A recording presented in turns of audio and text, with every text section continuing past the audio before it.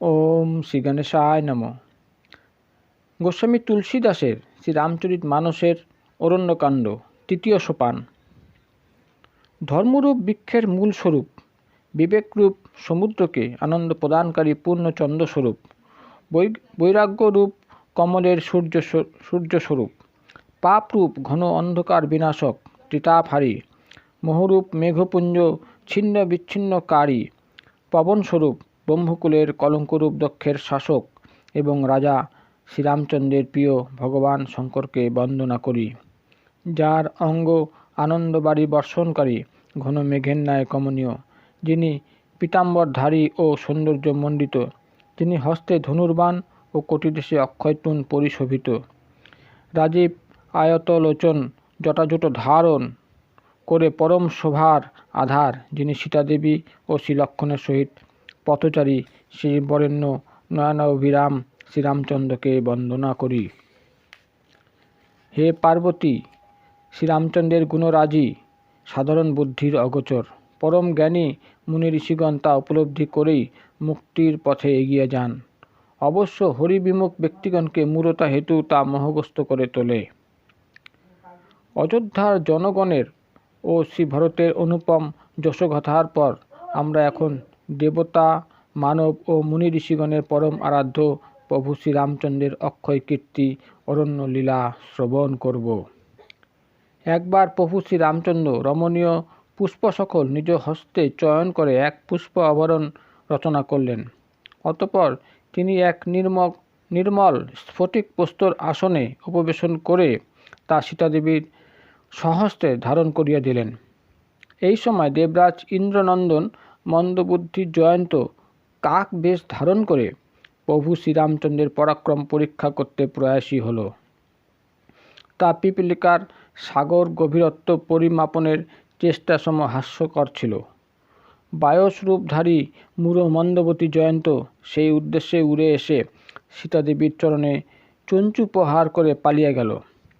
ক্ষতস্থান থেকে রক্তকরণ হতে দেখে ভগবান শ্রী রঘুনাথ ধনুকে খড়ের স্বর সংযোজন করে তা বায়সকে লক্ষ্য করে ছাড়লেন। এইভাবে যে রঘুনাথ দীনহীনদের প্রতি সতত কৃপা বর্ষণ করে থাকেন, তার সঙ্গে মূঢ় মন্দবতী জয়ন্ত এরূপ অনুচিত ব্যবহার করল। ব্রহ্মাস্ত্র মন্ত্রপুত স্বর তার পশ্চাৎ ধাবন করছে দেখে সে ভয়ে পালাতে লাগল। সে তখন বায়সরূপ ত্যাগ করে তার পিতার কাছে গিয়ে আশ্রয় প্রার্থনা করল। দেবরাজ ইন্দ্র তাকে রামবিদ্বেষী জেনে আশ্রয় দান করতে অস্বীকার করলেন।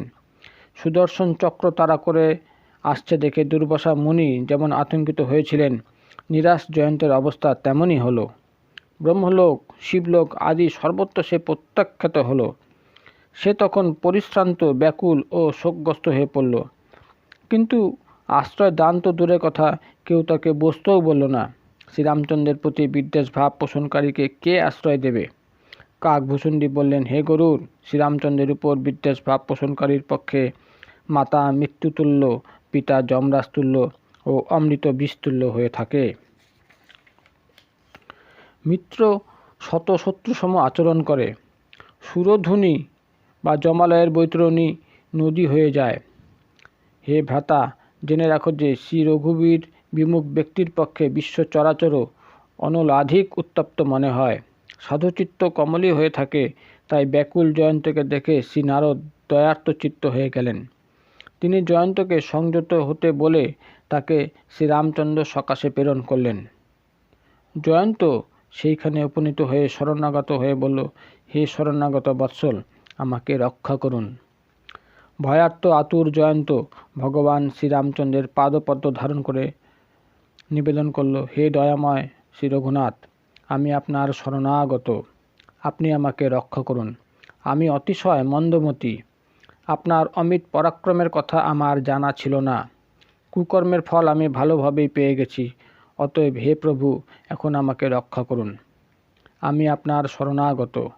মহাদেব বললেন, হে পার্বতী, কৃপালু ভগবান শ্রীরামচন্দ্র তার আর্ত আবেদনে সাড়া দিয়ে তাকে একচক্ষে দৃষ্টিহীন করে নিষ্কৃতি দিলেন। জয়ন্ত মোহের দ্বারা পরিচালিত হয়ে শ্রীপ্রভুর বিরুদ্ধাচরণ করেছিল। যদিও তার মৃত্যুদণ্ড প্রাপ্য ছিল, তবুও প্রভু তাকে অল্প শাস্তি দিয়ে ছেড়ে দিলেন। শ্রী রঘুবীর সম কৃপালু আর কে আছে? চিত্রকূট নিবাসকালে কৃত শ্রী রঘুপতির লীলা সকল অমৃত সম সুমধুর। নিবাসকালে কিছুদিনের মধ্যেই ভগবান শ্রীরামচন্দ্র বুঝতে পারলেন যে তিনি অত্যাধিক পরিচিত হয়ে পড়েছেন, যার ফলে সেখানে প্রচুর লোকের আনাগোনা শুরু হয়ে যাবে। তাই মুনিগণের কাছে বিদায় নিয়ে সীতাদেবীর সহিত ভাতৃযুগল সেই স্থান ত্যাগ করলেন। অতঃপর শ্রীপ্রভুর অত্রিমুনির আশ্রমে আগমন হলো। তার আগমন বার্তা মহামুনিকে হর্ষোৎফুল্ল করে তুলল। অঙ্গে পুলক শিহরণ অনুভব করে মহামুনি ছুটে গেলেন। তাকে এইভাবে আসতে দেখে প্রভু শ্রী রামচন্দ্র দ্রুততর গতিতে তার দিকে ধাবিত হলেন। সাঙ্গাষ্ট প্রণাম নিবেদিত হতেই মুনিবর শ্রীরামচন্দ্রকে তুলে আলিঙ্গন আবদ্ধ করলেন। মহামুনির প্রেম অশ্রু ভাতৃযুগলকে সিক্ত করে তুলল। শ্রীরামচন্দ্রের মনোহর রূপ অত্রিমুনিকে মুগ্ধ করল। অতঃপর তিনি শ্রীপ্রভুকে পরম সমাদরে আশ্রমে নিয়ে এলেন। সেখানে মুনিবর তাকে সাদর সম্ভাষণ ও পূজা করলেন আর শ্রীপ্রভুর প্রিয় ফলমূল দ্বারা তার সেবা করলেন। তখন শ্রীরামচন্দ্র আসনে অত্রিমুনির আশ্রমে স্বমহিমায় বিরাজমান। তার রূপ সৌন্দর্য নয়ন পথে প্রাণ করে পরম প্রবীণ মুনিবর যুক্তকর হয়ে স্তুতি করতে লাগলেন। হে ভক্তবৎসল, হে কৃপালু, হে কমলশীল সম্পন্ন, আপনাকে প্রণাম।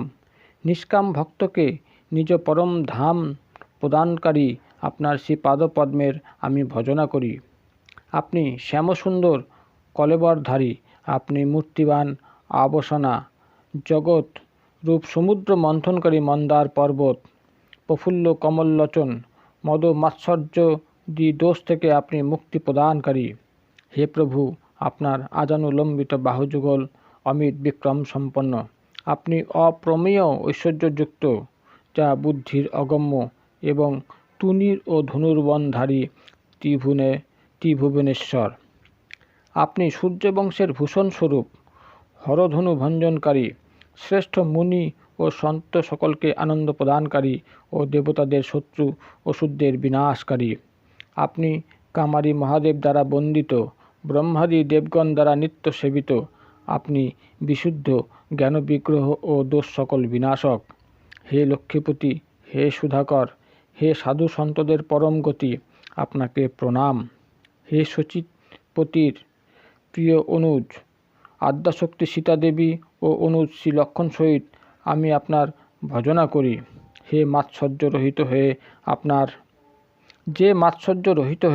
আপনার শ্রী পাদপদ্ম নিত্য ভজনা করে, সে কূটতর্ক রূপ তরঙ্গে পরিপূর্ণ সংসার রূপ সাগরে কখনো পতিত হয় না।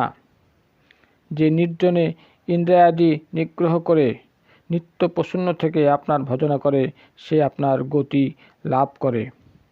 আপনি অদ্বিতীয়, মায়িক জগল থেকে অনুপম, সর্বসমর্থ প্রভু। আপনি আবসনা, সর্বব্যাপী, জগৎগুরু, শাশ্বত, নিত্য, তুরীয় অর্থাৎ ত্রিগুণাতীত ও অনন্য সাধারণ। আপনি ভাবপ্রবণ, যোগ সাধনা বিরহিত ব্যক্তিদের অতি দুর্লভ।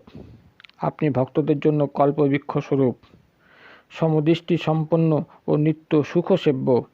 আমি আপনার নিত্য ভজনা করি। হে অনুপম, হে সুন্দর, হে ভূপতি, হে জানকীনাথ, আপনাকে প্রণাম।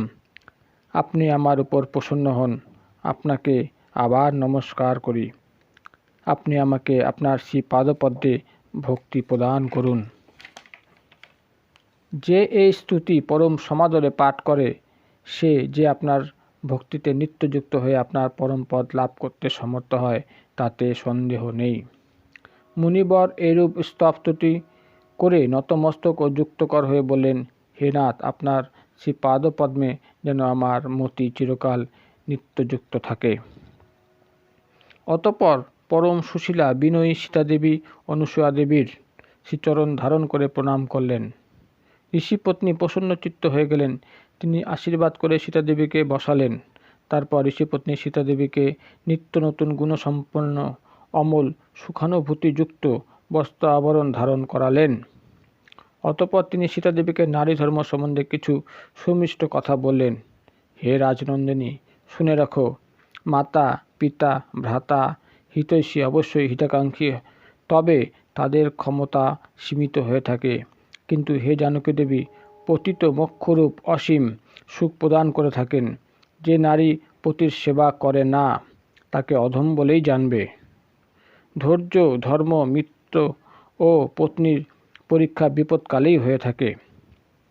পতি বৃদ্ধ, রোগগ্রস্ত, মূর্খ, সম্পদবিহীন, দৃষ্টিশক্তিহীন, বধির, ক্রোধী ও দিনহীন হলেও তাকে অপমান করলে নারী জমালয়ে গিয়ে কষ্ট ভোগ করে থাকে। কায় মনোবাক্যে পতিদেবের শ্রীচরণে প্রেম ধারণ করাই নারীর একমাত্র ধর্ম, একমাত্র কর্তব্য ও একমাত্র পথ। জগতে 4 রকমের পতিব্রতা নারী দেখা যায়। বেদ, পুরাণ ও সজ্জনদের মতে যে নারী পতি ছাড়া অন্য পুরুষে স্বপ্নের মধ্যেও নেই, সেই নারী উত্তম শ্রেণীর। মধ্যম শ্রেণী পতিব্রতা নারী অপরের পতিকে নিজ ভ্রাতা, পিতা অথবা পুত্ররূপে দেখে। অর্থাৎ সমবয়স্কের ভ্রাতা, প্রবীণকে পিতা, নবীনকে পুত্র।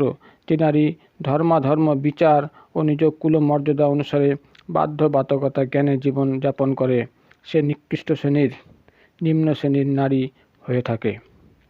আর যে নারী সুযোগের অভাবে অথবা ভয়ে পতিব্রতা সেজে বসে থাকে তাকে অধম নারী বলে জানবে।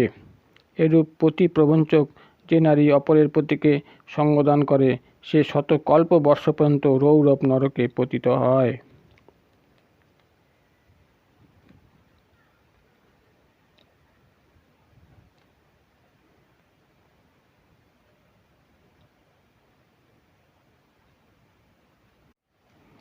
ক্ষণিক সুখের আশায় যে নারী শতকোটি জন্মের দুঃখকে ভুলে যায়, তার মতো দুষ্টা আর নেই। কপটতা ত্যাগ করে পতিব্রত ধর্ম পালনকারী নারী বিনা পরিশ্রমেই অনায়াসে পরম গতি বা মোক্ষ লাভ করে থাকে। প্রতিকূল আচরণকারী নারী যেখানেই জন্মগ্রহণ করুক না কেন, যুবতী হয়েও যৌবনেই বিধবা হয়। জন্ম থেকে নারী অপবিত্র হলেও পতির সেবা করে সে অনায়াসে সদ্গতি লাভ করে। আজও তুলসী শ্রী ভগবানের প্রিয়, আর 4 বেদ তার যশকীর্তন করে। হে সীতা, শুনে রাখো, তোমার নাম স্মরণ করে অর্থাৎ তোমাকে আদর্শ জ্ঞান করে তো নারীগণ পতিব্রত ধর্ম পালন করবে। তোমার তো শ্রীরামচন্দ্র প্রাণসম প্রিয়। আমি এই কথা কেবল জগতের কল্যাণ কামনায় বললাম।